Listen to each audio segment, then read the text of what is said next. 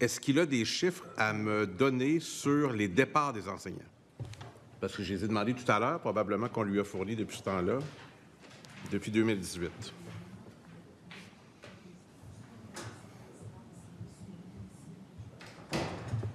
Madame la présidente, la sous-ministre, Mme Carole Arave, souhaiterait répondre à la question. Est-ce qu'il y a consentement pour permettre à la sous-ministre de prendre la parole? Oui.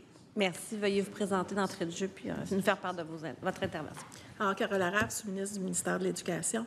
En fait, on n'a pas le nombre de départs du réseau scolaire. Ce qu'on a, c'est des chiffres de départ par centre de service scolaire, mais quelqu'un qui a démissionné dans un centre de service scolaire, ça ne veut pas dire qu'il n'a pas été engagé dans un autre centre de service scolaire.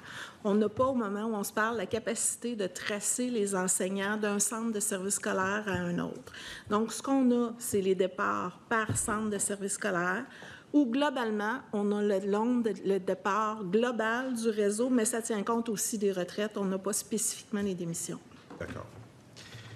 Si je suggère au ministre et à la sous-ministre que le chiffre de 2306 uniquement pour l'année dernière, est-ce que ça lui semble réaliste? Comment vous dites? 2306 uniquement pour l'année 2023-2024. C'est le nombre de démissions par centre de service additionné. Allez-y, Mme Arave. En fait, c'est le nombre de démissions additionnées d'un centre de service scolaire à l'autre, mais ça ne veut pas dire que ces gens-là n'ont pas été engagés dans le centre de service scolaire à côté. Je n'ai pas la traçabilité d'un enseignant d'un centre de service scolaire à l'autre.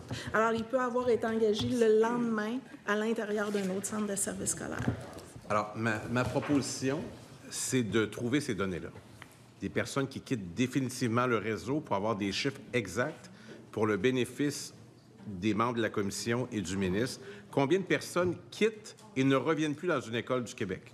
Alors, ce chiffre-là m'apparaît pertinent. J'en fais une demande au ministre.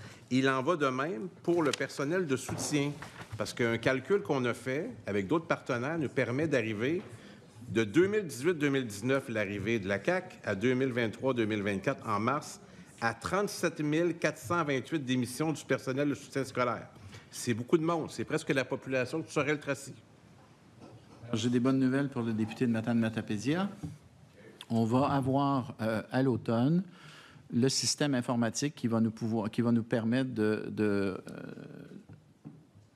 suivre, dans le fond, les enseignants et donc de connaître ceux et celles qui quittent vraiment le réseau, de ceux et celles qui, par exemple, se déplacent dans un autre centre de service scolaire. Donc, on va l'avoir pour la rentrée prochaine.